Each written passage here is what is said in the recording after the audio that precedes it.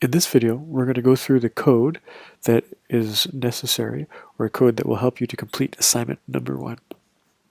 Some of it will have already been covered in the Getting Started with RStudio and R video series that you can also find on Moodle, but this one here is really about assignment 1, and it shows you the functions which you probably don't know yet that will help you to do assignment 1. So here we go. Like we discussed before in the Getting Started with R video series, when we create a script, the first thing we want to do is have a description of what it is that the script does. This is code to help in doing assignment 1, who the author is and when it was done.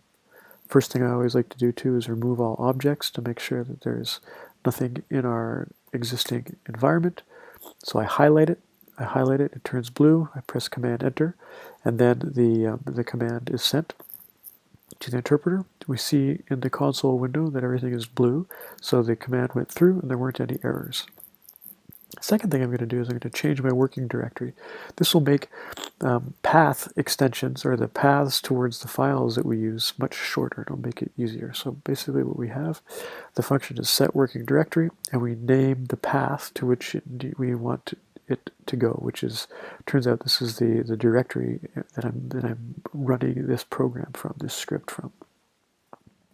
So highlight, Command Enter. And the last thing we need to do to get started is to read in our data set. We've seen this before. We're going to create a data frame, CD, and we're going to assign to that what results from read.csv, which is a function that will read in our CSV file, our comma-separated variable file, travel data. So highlight this, Command Enter. Good. So we'll see here that we now have this new object. Our data frame has 264 observations and 7 variables. The next thing we're going to do is to use R to create a new variable, and a new variable with a condition, in order to be able to calculate our probabilities afterwards. So in order to do this, we use what's called the if-else statement. So in order to create our new variable with a condition, we use the if-else statement. Now, the variable that we're interested in creating is a variable that's going to take on a value of 1 if the respondent or the observation refers to a person who's traveled more than 4 kilometers, 4,000 meters in the day, and a 0 otherwise. In order to use that, we use this if-else statement. So the code we use is we define for CD, our data frame, a new variable over 4 kilometers. We're going to assign to that the if-else function. The if-else function says that in the first argument we have a condition. So the first argument, or the condition is that the variable distance will be greater than 4,000 meters. And if that's the case, then we'll have our new variable will have a value of 1. And if it's not true, our new variable will only have a value of 0. So we've got our code. We can highlight our code. If we press Command Enter and run our code, we'll notice everything went fine here in the console window. And if we go to the environment window, we'll see now that we have 8 variables. Now we can check to make sure that our variable was created the way that we wanted to by comparing both the distance column, so this is the number of meters, and the over 4 kilometers column. So this distance here, the first one for example, is 79,936, almost 80 kilometers that the person traveled, and that's over 4 kilometers, so luckily in our variable it says over 4 kilometers is 1, so that's great. Now if we change, we've sorted the data the other way from the other side. We see the shortest trips first, and we'll notice that they're all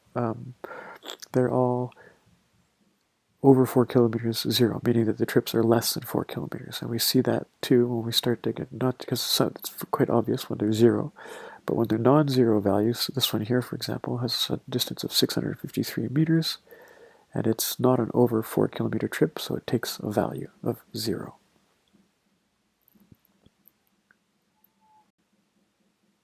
Now we're going to use the manipulations that are necessary to calculate relative probabilities in our data set. That's one of the things we have to do in the assignment. So in particular, what we're going to do is we're going to calculate what the probability is of someone being a student in the data set. First thing that we want to do is create a variable, capital N, S, So this is equivalent to the notation that we have in the textbook. The capital N suggests that it's a population, which is what this data set is. It's for everyone in a census tract. And S is the students, so the number of people in the population that are a student. To calculate that, we're going to take the sum of the student column. The student column is a binary column of ones and zeros. It's a 1 if it's a student and a 0 otherwise. So we can just take its sum to calculate the number of students that there are in the census tract. And we'll see here that there are 55 in the environment window. Second thing we want to calculate is n overall, the total number of observations in the data set. And we can just use a function here called nrow for our data frame itself. If we highlight that and press Command Enter, we get n, which is 264 observations, which is the same as for the data frame above, or the data frame that we looked at before. And finally, we want to calculate the probability that someone is a student, which will be the total number of students in this population divided by the total number of observations in the population. Highlight, Command Enter, and it gives us around 0.21. So 21% of the population are students. Now we're going to create histograms like we are in the assignment. In the assignment, we're asked to create histograms for distance, age, and full-time worker status. I've changed a little bit here, so it's not exactly the same to be students. First thing we need to do is use this command, the par command. What the par command does, well, we have to use it because we want to include all of our figures in the same, or all of the graphs in the same figure rather. So what we do is we use this command to create a table, and a visible table into which we're going to place the figures themselves. So using the par and then mfrow command, we will have one row and 3 columns, 3 places to put in the different figures. Then we create the figures themselves, or rather the figures in the histograms. The first histogram is pretty straightforward. We have a histogram function. Its first argument is the variable that it is that we want to create the histogram for, which in this case is distance. Breaks gives us the number of breaks that we have in our histogram. We have a main title argument. We want the frequency to be true. We want it to present frequencies and not probabilities. We want to label the y-axis with frequency, and we want to label the x-axis with travel distance in meters. So we'll see that if we highlight and then Command Enter, we get a nice histogram in the bottom right-hand corner in the Files and Plots window. So we have a histogram of the number of kilometers that people travel over the course of the day. This is labeled at the bottom. And we have the frequency label on the y-axis, and the main title that tells us that it's a histogram of distance traveled. We see that about 130 people travel somewhere between 0 and 10,000 kilometers, or 10,000 meters. My apologies. So this is similar for age. What's a little bit different is the case for a histogram for student status. And since this is a binary variable, instead of using a histogram, we're going to use a bar plot. So the first thing we need to do is create the data that will go into the first argument of the bar plot, and we get that data from the table function. So we create an object called student counts, and that will be assigned a table of the counts of students and non-students. So we Command Enter that, and then we use that in our bar plot function. Sorry, in our bar plot function, we have first of all our first argument, which is student counts, so the number of people who are students, the number who aren't. We have a main title. We have to add a little bit of extra information here too, and a couple of additional arguments. We change the color so that the color will be consistent with the histograms that we had, otherwise it defaults to gray.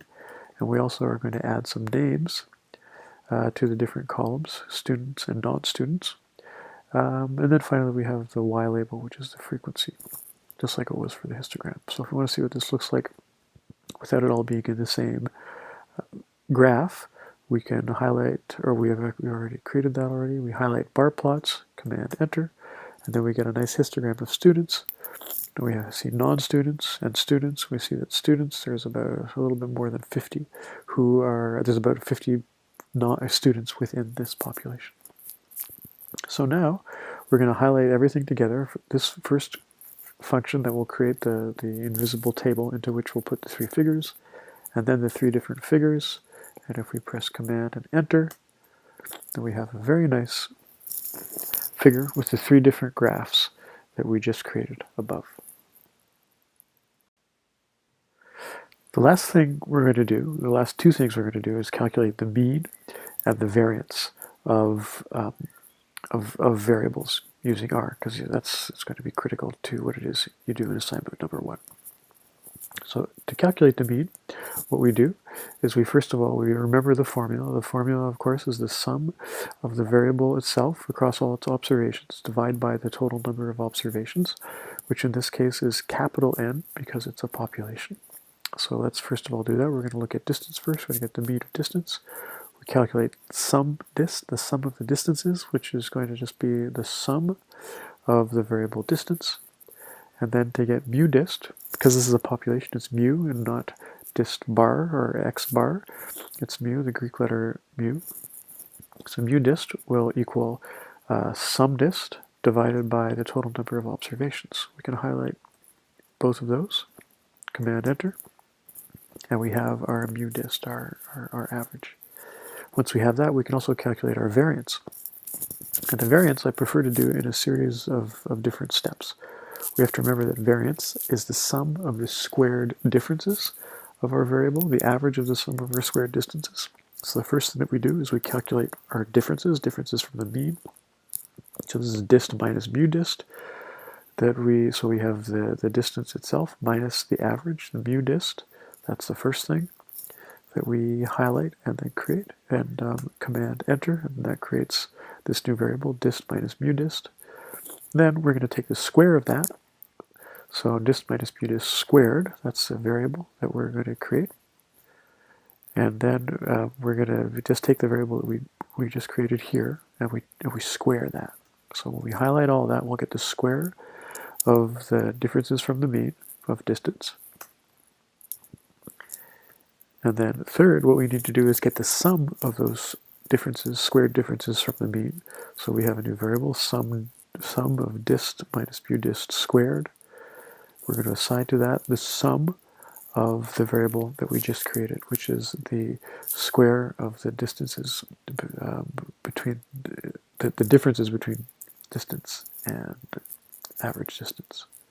So highlight, Command Enter, and then finally the variance of distance will be the sum of the squared differences between distance and its mean and the total number of observations for the data set.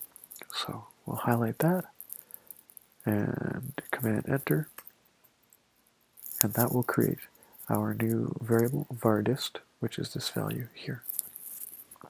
Now, the assignment also asks you to create or to calculate the covariance and the correlation, but I've showed you everything that you need to be able to actually do that calculation, so I'm not going to do the calculation for you. I'm going to ask you to figure it out, and that will be part of your assignment.